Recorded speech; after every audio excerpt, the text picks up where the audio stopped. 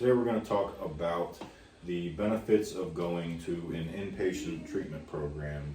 If you're struggling with, drug or alcohol addiction, for me and for a lot of people also, it was impossible for us to stop using drugs or alcohol on our own. I know that I tried a million times to just detox at my parents' house or at a friend's house or my family's house or anyone who would let me inside their house at that point. And I would always try to convince them that I was going to be able to stop on my own. Yeah.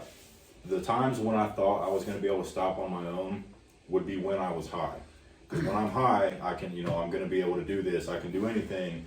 But as soon as that started to wear off and I started to feel some of the physical and mental withdrawal symptoms of heroin, they're like all of those thoughts of me being able to stop on my own, those went out the window immediately. It was impossible for me to do that on my own. So we just thought we would talk about, why it's beneficial to go to an inpatient program where you're in an environment where getting high or drinking is not an option because it's not around there. Of course you could, I guess, just walk out the door if you wanted to, it's not a bar facility, but it just being in that environment makes it a whole lot easier. You're surrounded by people who will encourage you to not walk out that door. Yeah, absolutely. So having 4 safe walls around you makes a big difference, especially like I said, when it's a building full of people who are, number one, medical professionals, because safety is a top concern. If you're somebody that drinks alcohol every single day, does heroin every single day, fentanyl, Xanax, Librium, Klonopin, whatever it may be, that's the kind of person I was when I came into recovery. Somebody with severe substance use disorder, I was an everyday type of user. So when I came in, I knew that medically I was going to need some attention while I was coming off my substances of choice. So you got to be medically safe. If you're an alcoholic and you try to quit on your own, you're at risk for having a grand mal seizure and dying. Same thing with benzodiazepines, which are Xanax, Librium, Klonopin, Valium, all those good things.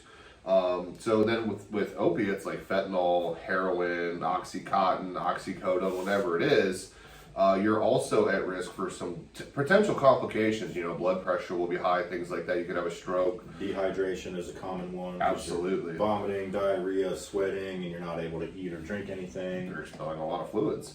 And many times, too, you're malnourished. So, it's a safety thing, number one. Number two, it's a comfort thing. You're going to be able to likely be tapered with medications, which take you down slowly and safely off whatever you were using on a daily basis. Yep. And it makes it more comfortable. It's a gradual process of pulling these toxins, if you would, out of the body. And not only the body adjusting, like your heart and your liver and everything else, but also your brain chemistry slowly can start to have normal chemicals that are from outside of your body. Also, like Tommy said, at some point you're going to say, I feel better, I'm ready to go back out. But that's when you're at the highest risk for relapse, and that's when we see the most overdoses. That's what I was going to say. And so I've done that before, and I'm sure some people watching have, and I know Nate has also, but absolutely. Take heroin or fentanyl, for example. If I'm using heroin every single day or fentanyl every single day, my tolerance is pretty high. But one of the reasons that you get so sick, physically ill when you stop taking heroin or fentanyl or whatever opiate is because it releases from your system so quickly. Right. So, your tolerance is up here that last day that you use. And so 48 hours later, 72 hours later, your tolerance is basically back down to zero. So my train of thought when I was young and didn't know any better was, because I'm so sick right now, I need to do just as much, if not more, heroin than I needed to 3 days ago, when my tolerance was all the way up there. Yeah. And it was the opposite, and I ended up overdosing, and then someone explained to me why that happened. A lot of people aren't aware of that, especially some of the younger kids that we deal with, right. they don't know what they're doing in the first place. So, they're not aware that, when you stop using it, it is released from your body so quickly. Your tolerance drops back down to zero, and we see overdoses all the time. They're at their parents' house for 2 or 3 days trying to, detox, and that second, third day, they're like, okay, I can't do this anymore. So then they go out and get high, and they end up overdosing. We see it all the time. Absolutely. So, like we've covered, number one, you're getting medications where you're slowly being tapered down. Number two, You're in an environment where, you know, you can walk out the door, but there's going to be people there that are going to have a conversation with you. Because likely, like we said, if you walk out the door in the middle of a taper or close to being done with detox, you're going to go use. And part of that is because you're going to feel physically sick. A lot of people will say, on my taper, I feel fine. Well, you feel fine because you're on a taper. You may feel slightly uncomfortable, but, you know, more than likely you're feeling good for the most part. So then when you leave, you know, you're going to start feeling worse and then likely go use. And also our thinking at that point has still not returned to, I mean, I don't want to say normal, because normal for a lot of us is messed up thinking, especially if we're, you know, people with substance uses or alcoholics, addicts, whatever it may be.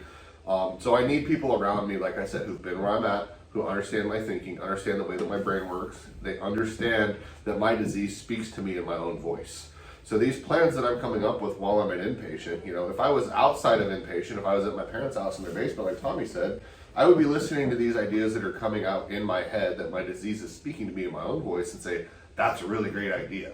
But if I have counselors and behavioral health technicians and other peers that are going in the same direction as I am, I can say, hey, Tommy, you know, I feel really good. I know it's day 3, but I think I'm okay. I'm going to go home. And Tommy would say, You're wrong. You're not okay. You're going to go home and get high, and you might die if you do that. So that's a terrible idea. So let's not do that. right. So sometimes we just need people around us to pump the brakes. And that's one of the benefits also of being inpatient.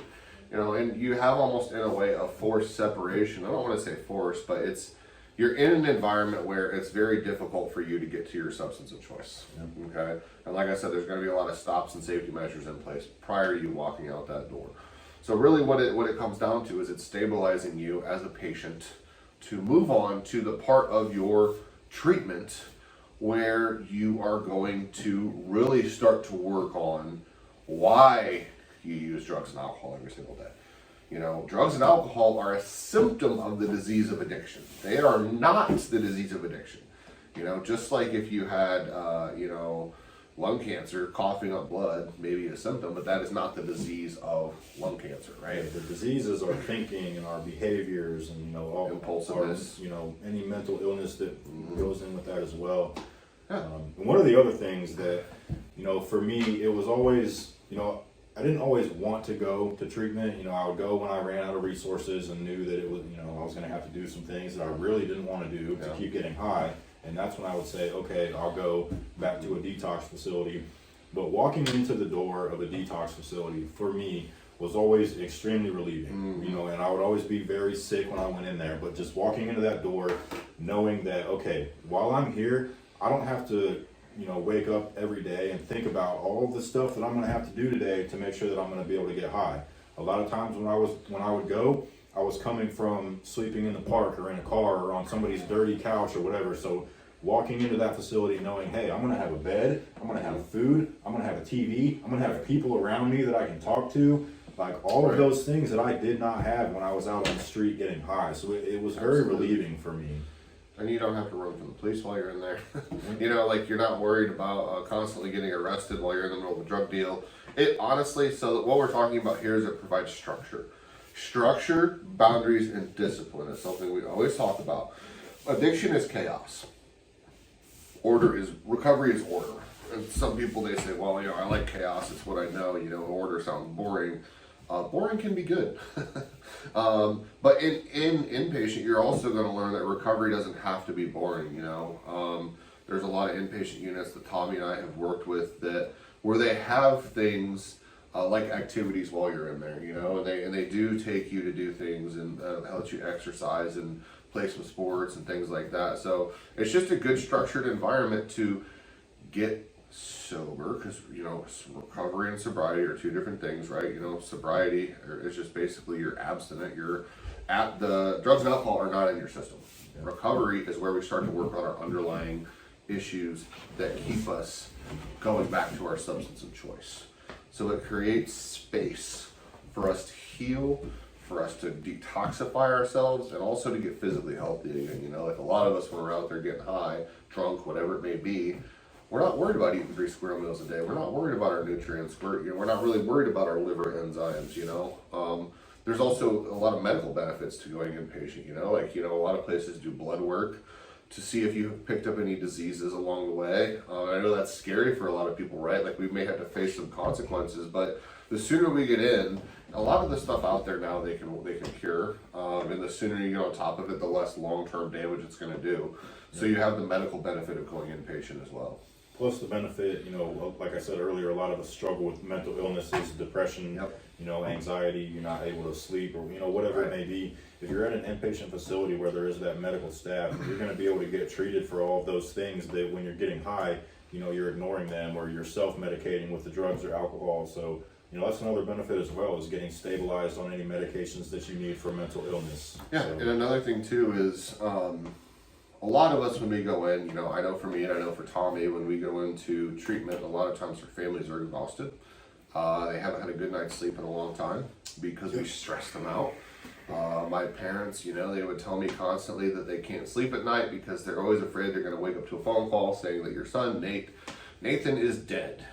He overdosed, he got shot, he was murdered, he crashed his car into a tree because he nodded off, whatever it was. Most families will get a good night's sleep if their loved one, whether it's your husband, wife, child, brother, cousin, best friend, whatever it is in a unit where they are safe and secure. So it gives our families a break, and it opens the door. Some of you may say, well, my family hates me. Number one, your family probably doesn't hate you. Number two, taking an action like going into inpatient, making a commitment, shows our families that we are possibly really making a change and that maybe they're going to be open to some kind of reconciliation. That was the first step for me, was saying I'm willing to commit myself to go inpatient and work on my issues, and I'm giving up control. Most people think that recovery is about willpower. You got to be strong enough not to use drugs, alcohol. It's not about that. It is about saying, I can't do this. Please take this from me. Tommy, you've been through it. Tell me what to do, right? Yep. And inpatient is that first step. Yep. Tommy, you got anything else for the people on inpatient? No, I mean, as you guys know, Nate and I do work for a treatment center. We've got an inpatient facility. We also have outpatient services. So, any questions that anyone has, as always, feel free to ask us. We're happy to provide this information for you guys. That's why we do these videos. It's just to spread, education, awareness, and some hope. Nate and I are both in recovery, so we're pretty good people to talk to if you ask us. If you guys have questions, message the page, message Tommy and I individually. Give us a call. We can give you more details about what inpatient looks like. People need referrals, things like that. If you just have questions, comments, concerns, reach out to us. Let us know. Yep. Thanks, guys. We'll talk to you next guys. time.